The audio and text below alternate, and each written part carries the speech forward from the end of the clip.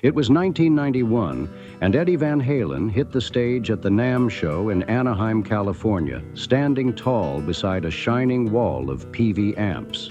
The deal had been locked in months earlier, millions on the table, his own signature amp line, and global promo tours waiting to roll out. The Peavey 5150 was hyped as the next revolution in rock guitar tone, supposedly built to Eddie's exact specs. But deep inside a locked room at his 5150 studio in Studio City sat 3 vintage Marshall Super Lead amps, still warm from the previous night's session. What the Peavey executives didn't know was that Eddie had pulled off one of the slickest gear tricks in rock history, a secret he'd keep alive for almost 10 years. Before we dive into this untold chapter, hit that subscribe button if you crave the real stories behind rock's biggest legends. We're talking the secrets that shaped music history, the ones never meant to see the light of day. Eddie's bond with Marshall amps was already part of rock mythology long before Peavey entered the scene. Ever since 1978, when Van Halen's first album blew minds everywhere, guitar players across the world were obsessed with cracking the mystery behind the Brown sound, that rich, smooth tone that sang and screamed like molten gold. Eddie crafted it using a 1968 Marshall Super Lead head, a variac transformer to drop the voltage, and a set of secret mods he guarded tighter than a magician's greatest illusion. Those Marshall stacks weren't just gear to Eddie. They were a part of him. They were the core of his sound, the foundation of everything he built his empire on. But by the time the 90s hit, the music gear world was shifting fast. Endorsement deals were turning into massive money machines, with companies throwing huge sums just to have their names linked to guitar icons. Peavey Electronics, coming out of Meridian, Mississippi, had made a name for reliable and affordable gear. But what they didn't have was that superstar shine. So when they came to Eddie with an offer that wasn't just about cash, but also gave him the chance to design his ultimate dream amp from scratch, it felt like a deal too good to pass up. The ink dried on the contract in late 1990, and by early 91, Peavey's top engineers were flying in and out of the 5150 studio non-stop. They were measuring circuits, testing tones, and chasing that elusive Brown sound, trying to bottle lightning in a mass production amp. But here's where it gets wild. Every single time Peavey's team came by, Eddie was running a master-level illusion. The Peavey prototypes were always out in the open, plugged in, looking ready to roar. But the truth? The real recording magic, the guitar tones that made it onto Van Halen's albums, were running through a completely different chain, one that ended with those hidden Marshall heads tucked away from view. Pulling off this kind of stunt wasn't easy. Eddie planned it all down to the smallest detail. His guitar tech, a loyal partner who had been with him since the early 80s, played a key role in keeping the secret locked tight. Whenever Peavey reps were scheduled to visit, the Marshalls were quietly rolled into storage, covered up behind road cases and stacks of vintage gear. Every time Peavey's crew was on site, the setup was flipped into full-blown theater mode. The cable routing got switched so the signal looked like it was running through the Peavey amps, and even the control room monitors were staged to show Peavey heads lighting up on screen. It was a show, choreographed down to the smallest detail, and Eddie played the part perfectly. He knew that endorsement deals weren't built on truth, but on perception. As long as Peavey believed their amps were behind that iconic Van Halen sound, everyone walked away smiling and counting money. By 1992, the Peavey 5150 amp finally hit the market, and to be fair, it was a beast of a machine. Peavey's engineers had gone all in, crafting a high-gain monster that nailed that razor-sharp attack and scooped mid-punch that ruled early 90s metal. It became an instant hit, especially in the rising nu metal wave. Bands like Deftones and Limp Bizkit swore by it, calling it their secret weapon. The irony? The amp with Eddie Van Halen's name on it had almost nothing to do with the real tones Eddie was cooking up in the studio. The 5150 wasn't a revolution. It was a brilliant illusion, a marketing masterpiece built on a rock and roll lie. Then slowly the truth started to slip out, and it didn't come from a tabloid or rival company, but from the studio insiders themselves. Engineers who had worked on Van Halen sessions during the Peavey years began sharing their stories in underground audio forums in the late 90s. One anonymous engineer revealed a jaw-dropping moment from the Balance album sessions in 1995. Eddie had demanded total privacy during guitar tracking, no one allowed in the room. But when the engineer came back to fix a mic position, he found something wild. The Peavey head sitting proudly in the corner wasn't even plugged in. The cables snaked into a Marshall head hidden inside a road case with a fake front. The mics? All set up on a Marshall cab, not the shiny Peavey that looked ready for showtime. It was an illusion so smooth that even the studio regulars fell for it. Eddie had created a smoke and mirrors setup worthy of a Hollywood production. And beneath that trickery lay the real reason. His Marshalls had a sound no other amp could touch. The secret wasn't just nostalgia. It was science. Eddie's tone came from decades of wild experimentation.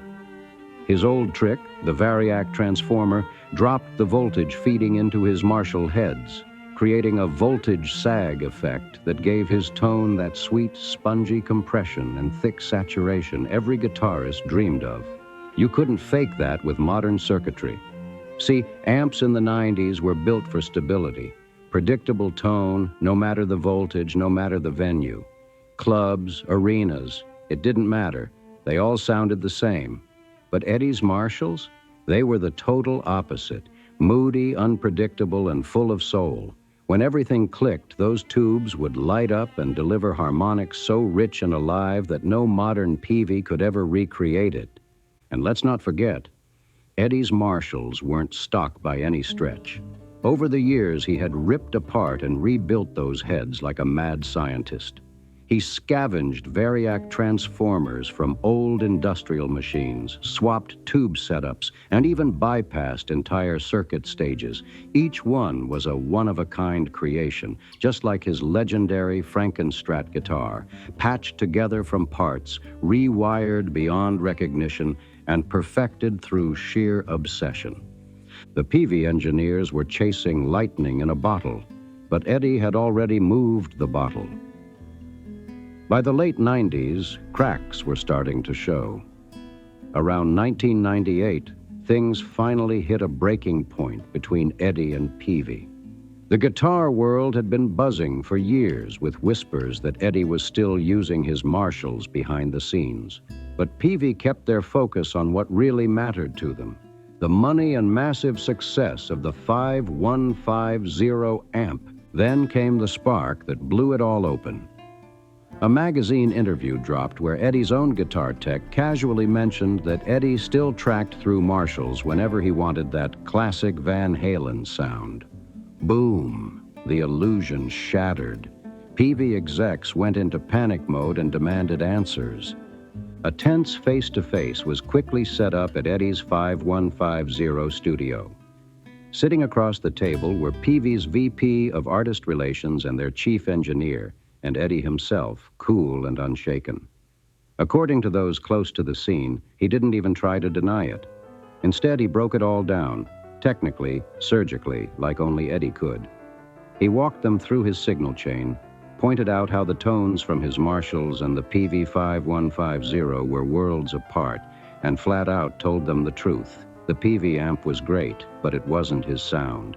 The meeting reportedly got heated fast. Talk of contracts, breach of agreement threats, even whispers of lawsuits flying around the room. But in the end, Peavey backed off.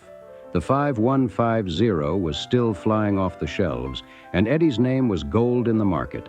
They knew it was smarter to keep the partnership alive than to pick a fight they couldn't win. So they struck a quiet compromise, subtle but brilliant. From 1999 onward, All Van Halen promo materials still showed Eddie posing with Peavey amps, but the messaging changed. The ads no longer said he used them exclusively. Instead, the language got slippery. Eddie Van Halen's signature sound, not the sound Eddie Van Halen uses. Clever, right? It was textbook corporate spin.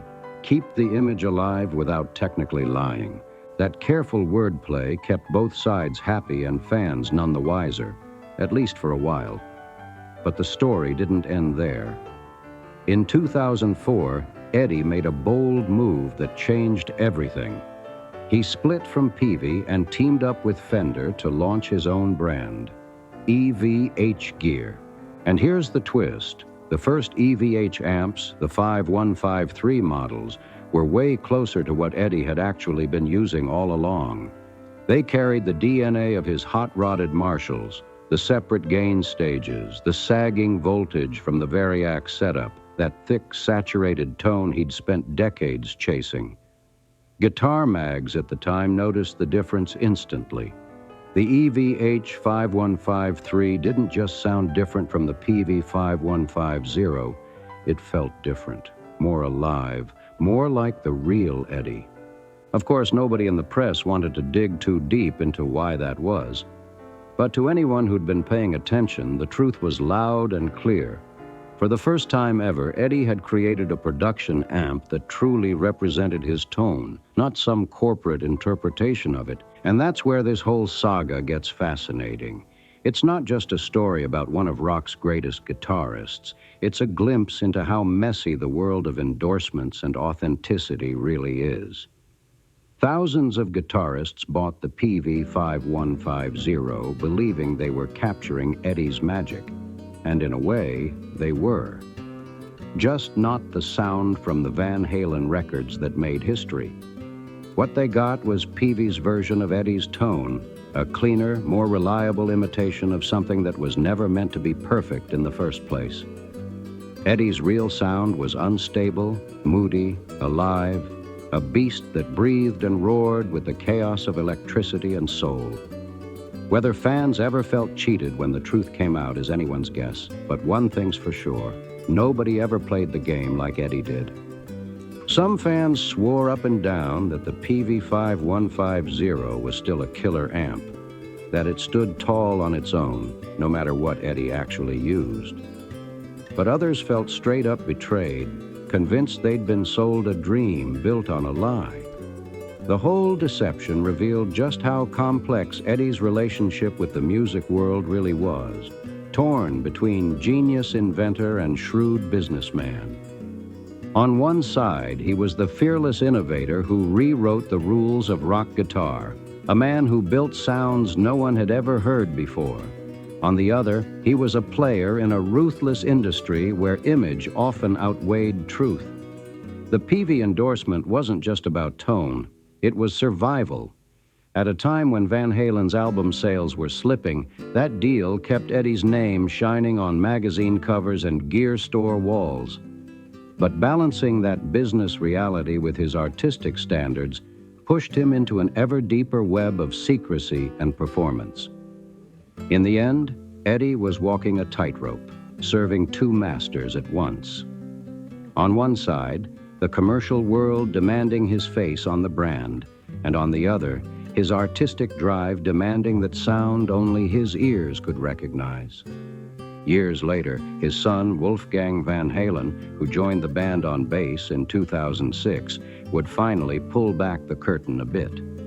In interviews after Eddie's passing in 2020, Wolfgang confirmed what many had long suspected. He described the 5,150 studio as a museum of amps, with Eddie constantly swapping between different heads depending on the track he was working on. But those Marshalls, they were always part of the mix. Wolfgang put it plainly. That's where Dad's sound really lived. The Peaveys were still used, sure, but mainly for specific purposes, certain rhythm layers, or when Eddie wanted that razor-sharp, high-gain blast for solos. But when it came to those warm, soulful tones that defined Van Halen, the sounds fans knew by heart, Eddie always circled back to his modified Marshalls. It was like an artist and his favorite paintbrush. Sure, other brushes could technically do the job, but that one brush just felt right. It wasn't logical, it was emotional, it was instinct. Over time, the Peavey 5150 saga turned into one of the most talked about stories in guitar history, a cautionary tale about the blurry line between the gear companies sell you and what the legends actually use. But the story wasn't just about deception. It said something powerful about Eddie himself. He wasn't a sellout chasing cash, and he wasn't some stubborn purist refusing to play the business game either. Eddie found the middle ground, a path that let him protect both his art and his livelihood. His secret wasn't driven by greed, it was practicality. He knew exactly how the music gear world worked, built on hype, perception, and hero worship. By lending Peavey his name, his face, and his credibility, he gave them what they paid for. The image of Eddie Van Halen, the ultimate guitar god. What happened in his studio was his business, and he kept it that way. When Eddie passed away on October 6, 2020, the world stopped. Tributes poured in from every corner, rock stars, fans, and guitar legends all honoring the man who changed everything. They spoke of his fire, his innovation, and that tone, that magical, unmistakable sound that no amp could truly bottle, the Frankenstrat, the Variac-tamed Marshalls, the endless nights of tinkering. That was Eddie Van Halen's real legacy. His genius lived in those chaotic, voltage-sagging monsters and the custom-built guitars that looked like they'd been through war but sounded like pure fire. Yet when the world mourned his passing, one thing stood out. Almost no one mentioned Peavey amps. Despite nearly a decade of endorsement deals and global 5,150 sales, the obituaries skipped right past them, like history itself decided to set the record straight. It was as if the music world quietly agreed. Eddie's legend wasn't built on polished marketing or mass-produced gear. It was forged through those unpredictable Marshalls, the ones that growled, screamed, and sang with a voice no factory amp could ever clone. Those amps weren't clean or consistent. They were alive. They reacted to him, bending under his touch like they knew who was playing them. Sure, the old Peavey 5150s that Eddie used for promo shots and a handful of sessions still exist, and today they're collector's gold. They sell for thousands. Not because they hide some secret to Eddie's tone, but because they carry his fingerprints, his energy, his presence. They're pieces of history, reminders of the show, not the soul behind it. The Frankenstrat, the Variac-powered Marshalls, the endless tinkering sessions that went deep into the night. That was the real Eddie Van Halen. His sound wasn't born in a boardroom or built by an endorsement deal. It came from pure obsession, sweat, and a fearless hunger to twist, melt, and reshape what a guitar could do. Yet when the world said goodbye to Eddie in 2020, something fascinating happened. Almost no one mentioned Peavey in their tributes. Despite nearly a decade of partnership and the 5,150 amps being everywhere in the 90s, the Peavey name quietly faded from the story. It was as if rock history itself had gone back and corrected the record. Every article, every memorial, every tearful post from guitar legends circled back to one thing: those roaring, unpredictable Marshalls and that homemade Frankenstrat. Those were the real symbols of Eddie's magic, and that says everything. Because Eddie's sound was never about convenience or brand loyalty. It was about feel. He didn't just play his gear. He fought with it, tamed it, and somehow made it sing like no one else could. His Marshalls weren't stable or easy to use. They were moody beasts that only obeyed him. They'd hum, hiss, or break down at the worst times. But when they lined up perfectly, they delivered lightning in a bottle, raw, explosive, alive. Sure, the Peavey 5150s that he used for promotions and a few select recordings have become valuable collector's pieces. They sell for thousands, sitting proudly in the homes of guitar fanatics and vintage gear lovers. But let's be real. They're prized not because they hold the secret to Eddie's tone, but because they were touched by him, used by him, endorsed by him. They carry his fingerprints, his energy, pieces of his legend frozen in time. But the real relics, the true crown jewels, are those old, battered Marshalls, the ones with scratched panels, replaced tubes, and custom wiring no tech could ever fully decode. Those amps created the fire that powered Eruption, Ain't Talkin' About Love, Panama, and every sound that defined an era. They're locked away now, sitting in private collections, too sacred and too valuable to ever sell. They're not just amplifiers. They're artifacts of genius, living proof of a man who changed music forever. And that's the irony of it all. The Peavey 5150 was slick, successful, and built for the masses. But it was just the packaging, the illusion, the marketing face of a man who lived for experimentation, not endorsement. The truth of Eddie Van Halen's sound was never something you could mass produce or brand. It lived in his hands, in his instincts, in that electric spark between player and machine. So next time you see a 5150 amp or watch one of those old promo clips, remember? Behind every polished image was a real artist, crafting his own universe from wires, tubes, and raw passion. If you love diving into this hidden chapter of rock history, don't forget to like, comment, and subscribe. Because we've got more explosive behind-the-scenes stories from the legends who shaped music forever. Thanks for tuning in, and we'll see you in the next video.